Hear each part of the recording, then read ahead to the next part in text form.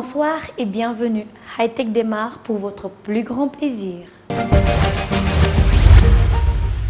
IDEF Code Lab est une initiative du Centre africain de mise à niveau. L'objectif est d'initier des personnes en 4 jours sur programmation avec une technologie choisie.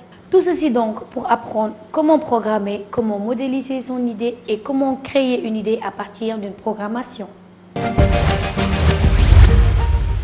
Le projet Code Lab a comme objectif de former un échantillon de 30 jeunes sénégalais ou africains en général sur la programmation, la création de logiciels informatiques.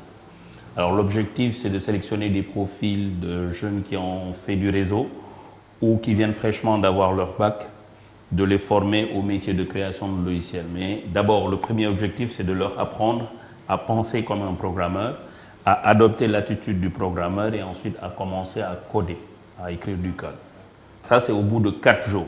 Donc l'objectif, c'est un défi qu'on se lance avec la méthode qu'on a utilisée qui s'appelle Practical Project Based Training, avec quelques partenaires qu'on a eu à échanger sur ce projet. Et sur cette méthodologie, on a réussi à former des programmeurs en 4 jours. C'est la première édition cette année et nous espérons chaque année faire des éditions sur des technologies différentes. Cette année, ce sont des technologies Microsoft, en l'occurrence C#, ASP.NET et SQL Server. Et l'année prochaine, on espère avoir Java avec la sortie de Java 8. Nous revenons pour vous parler de Give1 Project. Rappelez-vous, c'est cette fondation qui a été créée par Akon et qui est administrée par Chonyon et sa belle équipe. Ils viennent de finir la 2e session d'incubation de leur training programme. Présentation de ASFAP. Nous allons vous présenter ASFAP, un start-up qui évolue dans les technologies de l'information et de la communication. ASFAP est un groupe de 4 jeunes entrepreneurs qui conçoit une application nommée ASAP, c'est-à-dire As Soon As Possible, qui veut dire en français aussitôt que possible. En fait, l'application réunit plusieurs services en un. L'application va permettre de faire la géolocalisation et la visite virtuelle de plusieurs services, tels que les restaurants et les boutiques de vêtements. Il y aura aussi un volet social pour les hôpitaux et SOS qui concerne les métiers informels, tels que les plombiers, les mécaniciens. Une fois l'application téléchargée, l'utilisateur pourra contacter ces gens-là directement à travers l'application. Je suis chargé du développement de l'application et actuellement on est incubé à Give1 Project. Et cela va nous permettre de lancer l'application dans les stores dans le court terme. En effet, notre application présente plusieurs avantages. Le premier est qu'une fois l'application téléchargée, l'utilisateur n'a plus besoin de connexion Internet pour avoir accès à toutes les informations dont il a besoin. De plus, notre application comporte plusieurs sections dans lesquelles l'utilisateur peut retrouver différentes rubriques qui peuvent répondre à plusieurs de ses besoins spécifiques. Là, je vais vous présenter le prototype de ASAP. Je l'ai nommé ASAP 1 et ça, c'est le logo. Là, c'est le chargement. Ouais. Lorsque vous rentrez dans l'application, on vous montre l'interface de la rubrique boutique. Lorsque vous cliquez là, voilà, ça c'est le bouton menu. Et lorsque vous cliquez, vous allez trouver les différentes sections. Et tout en bas, il y a la section contact, là où vous trouvez les coordonnées pour nous joindre. Dans notre rubrique questions de la semaine, je vais vous en dire peu, très peu. Je vais faire même mieux, je vais vous poser juste une seule question. Avez-vous déjà une fois pensé être victime d'intoxication digitale ? De nos jours, croiser une personne qui n'est pas connectée à Internet est tout simplement inimaginable. Dans la rue, les bus, les écoles, les bureaux. Difficile de ne pas constater l'effet envoûtant des nouvelles technologies. Comment en est-on arrivé à ce stade où il est impensable pour certains de rester sans connexion? Même si aujourd'hui, la plus grande raison avancée pour expliquer ces phénomènes est que tout se règle plus vite par téléphone portable et Internet. Il est important de ne pas oublier les dangers qui peuvent y subsister. Face à cela, une tendance à contresens émerge depuis quelques années, la digital detox. Ce phénomène consiste à se déconnecter, à laisser de côté son téléphone, à se couper du Wi-Fi volontairement pour mieux se reconnecter aux autres de manière naturelle. Le phénomène est grandissant, la question qui se pose, avons-nous atteint un point de non-retour? Pouvons-nous rester sans smartphone et connexion Internet aujourd'hui? Je ne pense pas que je peux rester toute une journée téléphone, ni tablette, ni ordinateur portable. Parce qu'aujourd'hui, le monde est dominé par ce qu'on appelle les intiques. Personnellement, je ne peux pas rester toute une journée sans portable. Parce que pour me connecter avec mes amis et avoir leurs nouvelles, il faut un portable. Tout ce que je fais, c'est à partir de mon téléphone. Donc je me sens incapable de rester une journée sans mon téléphone. Une journée, je sais que je serais capable de rester une journée sans téléphone. Par contre, une semaine, je ne suis pas sûr de pouvoir résister autant. L'état de dépendance est relativement différent selon les individus. Quand certains en sont à la cigarette, d'autres sont accros à Internet. Drogués de la souris au smartphone, ils sont à l'affût de leurs notifications sur Facebook, Twitter, au moindre SMS, au moindre signal Wi-Fi pour se connecter à Internet pour avoir leur dose journalière. L'ensemble de ces choses nous amène à nous intéresser à la tendance à contresens, le digital detox. Le désintox digital, c'est un moyen de, disons, soigner toutes les personnes qui sont devenues addictes du monde digital. Principalement les jeunes, bien sûr, au vu de l'évolution de tout ce qui est digital, le web, les réseaux sociaux. On a remarqué que de plus en plus de jeunes n'arrivent même plus à dormir sans leur téléphone portable à côté d'eux, se réveiller sans regarder leurs notifications sur Facebook. Et au vu de cela, des espaces ont été créés dans des hôtels ou des restaurants pour justement soigner ces personnes qui sont devenues addictes du phénomène du web. Les gens ne s'en déconnectent jamais, que ce soit à l'école. C'est pas comme si quand on va à l'école, on restait connecté jusqu'au moment où on revient ou quand on va au boulot, etc. On est connecté 24 heures sur 24. Et donc les lieux de désintox, c'est quelque chose de très bien parce que ça permet aux gens d'échapper un peu à ça, cette addiction à quelque chose de récurrent et de venir passer du bon temps dans des hôtels, dans des restos, sans Wi-Fi, où ils sont déconnectés de ce monde, on va dire, un peu abstrait. La désintoxication suppose qu'un individu a été accroché par un phénomène, par une substance, par une réalité par rapport à laquelle il n'a plus la possibilité de se départir. Donc à partir de ce moment-là, l'individu vit une situation de dépendance plus ou moins forte. Et la désintoxication se donne essentiellement pour objectif de rompre cette logique de dépendance en permettant à l'individu de retrouver son autonomie. Autonomie sans laquelle il n'est plus maître de lui-même, il n'est plus maître de ses actes et il n'est plus maître de son espace de pensée et d'imagination. La frontière entre vie professionnelle et vie personnelle s'estompe au point que certains n'arrivent plus à se débrancher. C'est ce qu'on appelle le digital detox.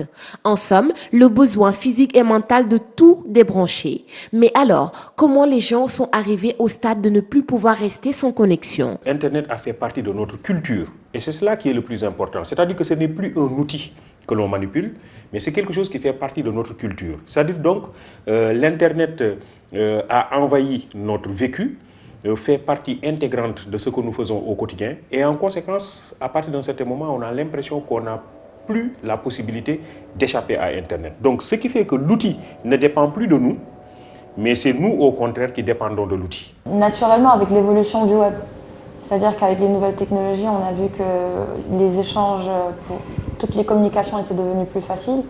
On est arrivé au point où on n'avait même plus besoin de payer pour communiquer, c'est-à-dire on sait que le SMS tend à mourir d'ailleurs, parce qu'une fois qu'on aura globalisé la connexion, les gens commenceront à tout le temps communiquer sur les réseaux sociaux, tout ce qui est messagerie instantanée. Donc rien qu'en partant de la communication, c'est normal qu'on arrive à un point où c'est devenu tellement facile que les gens en abusent presque.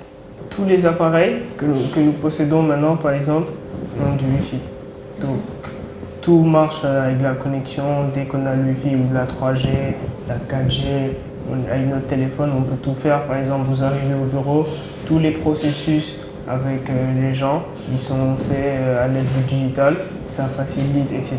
Donc, on ne s'en coupe jamais. Donc, plus la technologie avance, plus on est accro à la technologie, en fait. Quel qu'il en soit, certains conscients de leur dépendance aujourd'hui tentent de se libérer de leurs addictions. L'impression de passer à côté de leur vie, la recherche du vrai contact humain et d'expériences réelles. Des solutions pour passer des moments privilégiés loin de l'objet de leur addiction et retrouver le monde réel. Des programmes de digital detox sont bien connus des Occidentaux. Pouvons-nous espérer un jour voir ce type de programme au Sénégal et partout en Afrique?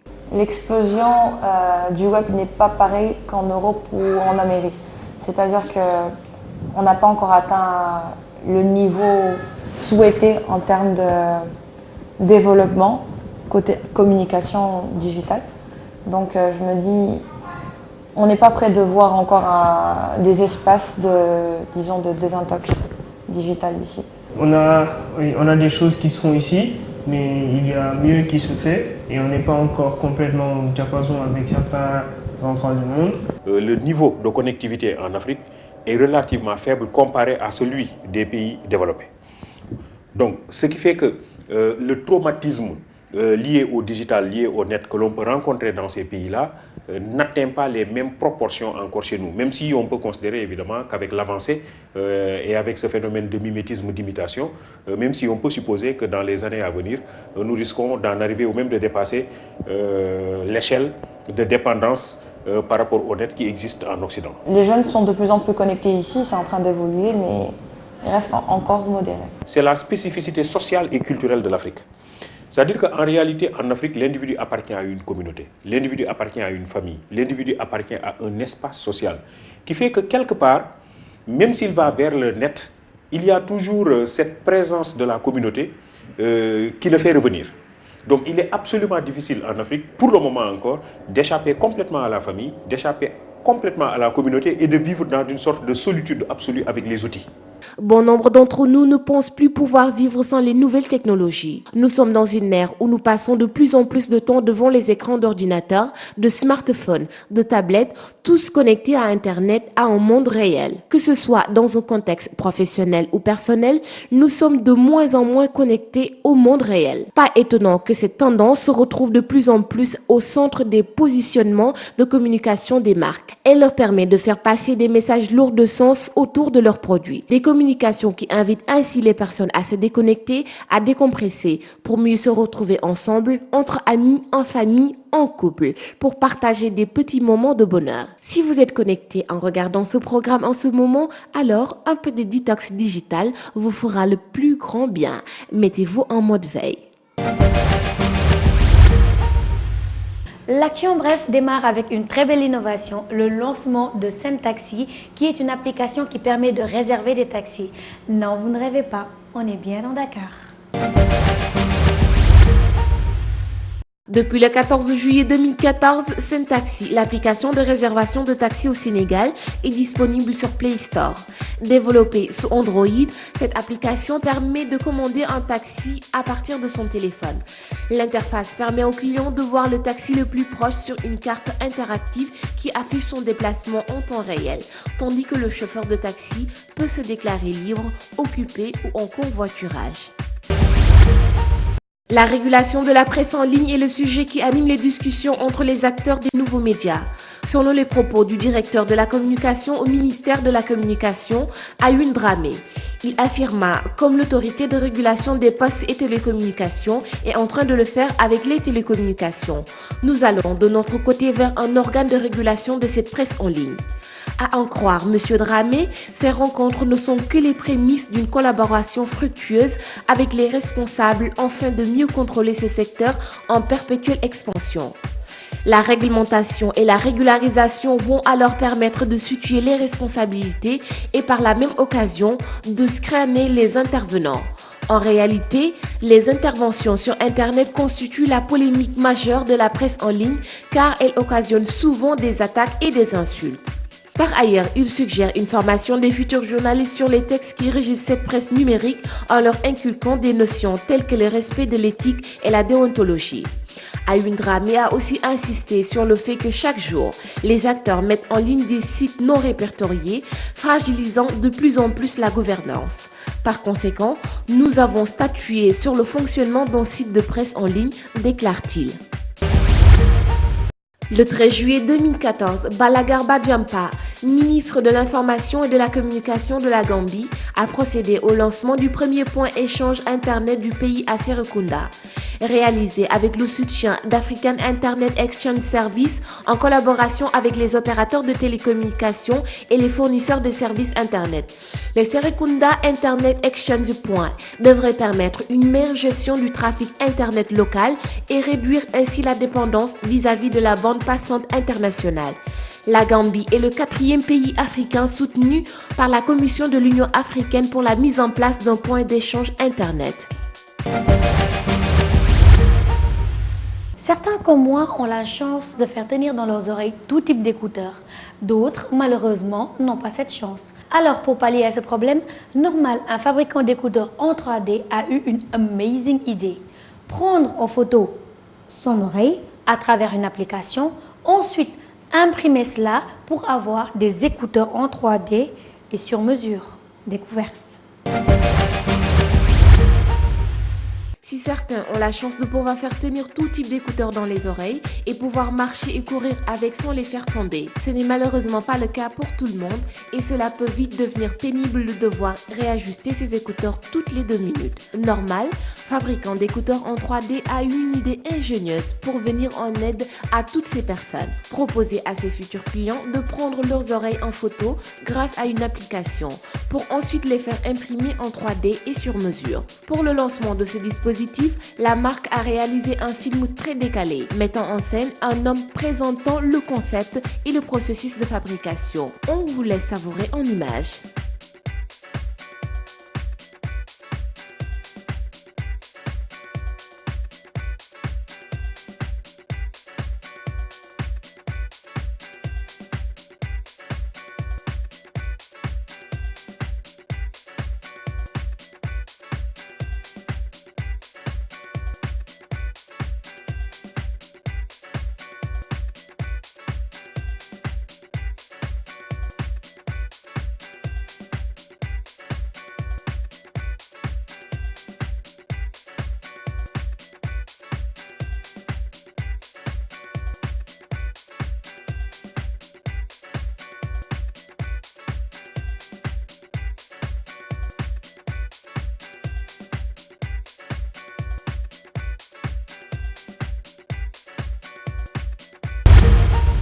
Les hologrammes, ils nous ont fait saliver, ils nous ont fait rêver à travers les films de science-fiction et autres. D'ailleurs, je pense même que certains ont rêvé d'en avoir un ou d'en faire un. Et aujourd'hui, ce rêve est désormais possible. Je ne vais pas vous en dire plus. Cette vidéo va répondre totalement à vos interrogations. Utilisés depuis des années dans différentes séries ou films de science-fiction, les hologrammes nous font saliver et rêver, mais malheureusement jusque-là très compliqué à reproduire, surtout pour le grand public. Votre rêve va bientôt devenir réalité grâce à un constructeur chinois et son eStarTake, le premier smartphone capable d'afficher des hologrammes. On ne rentrera pas dans les détails car le fonctionnement est légèrement compliqué, mais cette vidéo devrait répondre à toutes vos interrogations.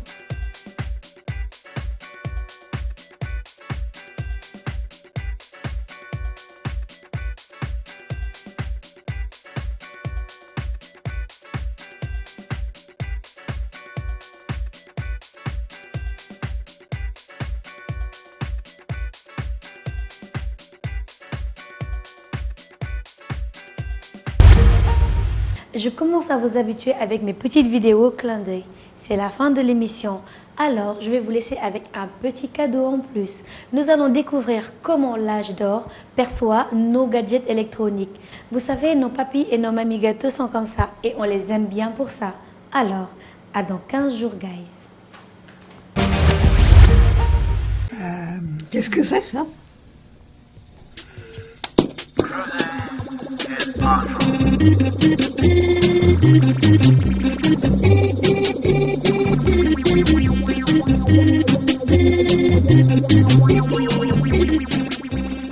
Dans un hôpital, là, quelque chose comme ça, là, ils peuvent signer ce que c'est ça, puis là ils pèsent un bouton. Ça sert certainement à parler parce que ça c'est un téléphone. ça ressemble à un téléphone. Ça, c'est pour une personne et ça, c'est pour l'autre. Ben, c'est une photo, certain, regardez. Ben, écoutez, moi, j'arrive à faire rien du tout avec ça. Presque inutile. J'ai pesé sur tous les boutons, puis ça me donne rien.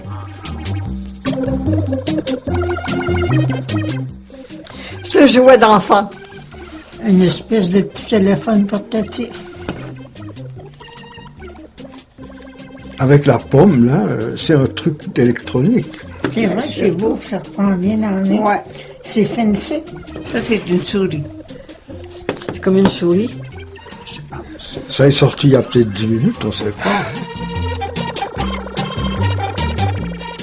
Oh, ça, c'est un scaphandrier. Ouais, je connais ça, ouais. Mais ça serait pas une petite lumière. C'est un appareil. Prends des photos. Ça a l'air d'être une petite lampe. Ça, c'est un petit haut-parleur. Non, tu peux, ils vont voir les poissons dans le fond de la mer et tout ça. C'est un dispositif d'éclairage. Ça doit prendre des photos aussi, ça, je pense. D'un œil magique. Un dispositif pour écouter. Qu'est-ce que c'est que ça? Mais je n'en viens pas à la mode, moi. Intéressant. Ça sert à communiquer, mais je sais pas comment. Voilà. C'est une clé. Ah, ça, c'est pour brancher l'ordinateur. Oh, c'est beau, ça. C'est bien fini, mais qu'est-ce que c'est? Attends un peu. Il est éteint maintenant, c'est pour communiquer. Ah.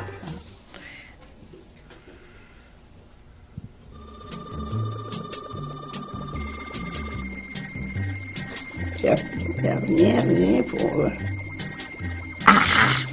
Tiens, c'est comme c'est pour le... On dirait que je peux les bouger par-dessus la vitre. C'est pas grave. Un miroir pour connaître nos pensées.